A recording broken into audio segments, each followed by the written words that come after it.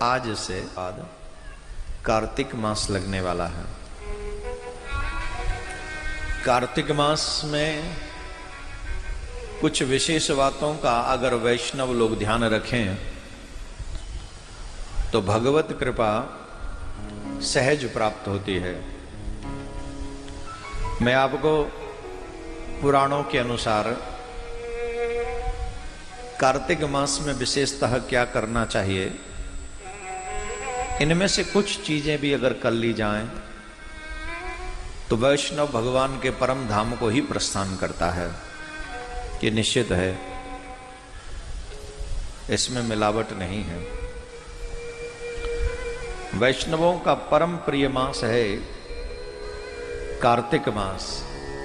पुराण कहते हैं न कार्तिको समो मासो न कृतेन समम युगम न वेद सदृशम न तीर्थम गंगया समम। कार्तिकः प्रवरो मासो वैष्णवानां प्रिय सदा। कार्तिकम स्कलम यस्तु भक्त्या सेवते वैष्णवः। अभिप्राय है कार्तिक मास के समान कोई मास नहीं है, गंगा के समान कोई तीर्थ नहीं है, वेद के समान कोई ऐसा सुंदर ग्रंथ नहीं है और सतयुग के समान कोई युग नहीं है।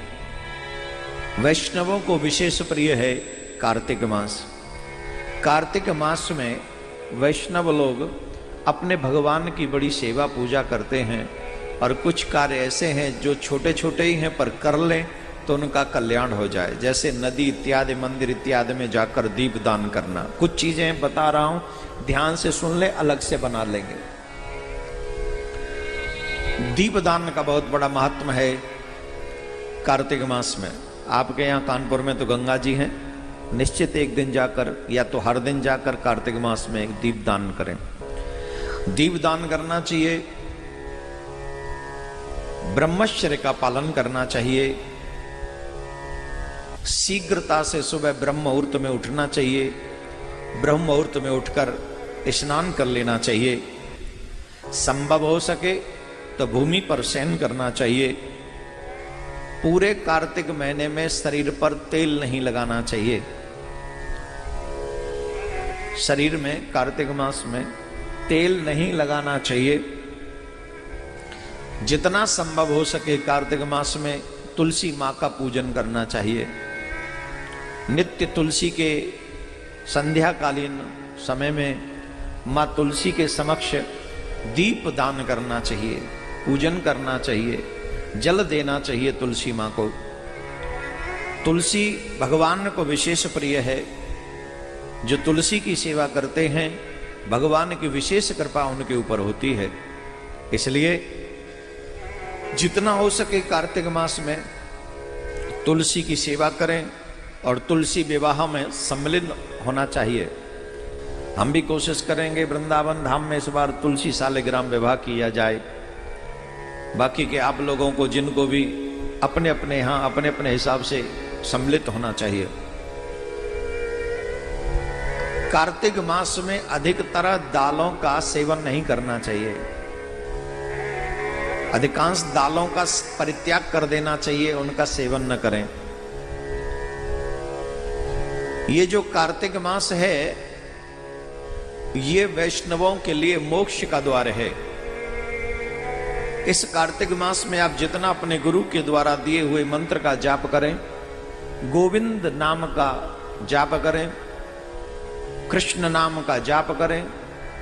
इस मास की अधिष्ठात्री देवी सर्वेश्वरी राधा रानी है और इस मास में जो श्यामा श्याम का पूजन करते हैं और सेवा करते हैं, सर्वेश्वरी राधा रानी उनके ऊपर अकारण ही कृपा करके उन्हें गोलोक प्रदान करती हैं। इसमें कोई दो राय नहीं है।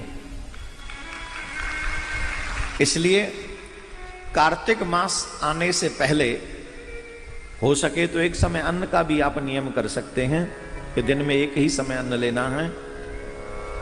भजन ज्यादा से ज्यादा करना है, क्रोध नहीं करना है, काम को जीतना है, वासनाओं को कम से कम 1 महीने कंट्रोल में रखें। और सबसे बड़ी बात, कार्तिक मास में ज्यादा से ज्यादा भगवान की कथा सुननी चाहिए, ज्यादा से ज्यादा। तो जितने भी वैष्णव हैं उनको ये कार्तिक मास का महत्व आपको पता होना चाहिए और आप लोग सुने, औरों को भी सुना दें। कार्तिक मास प्रारंभ हो पहले ही दिन से आप इन नियमों का पालन करें। बोलो राधे राधे। इतने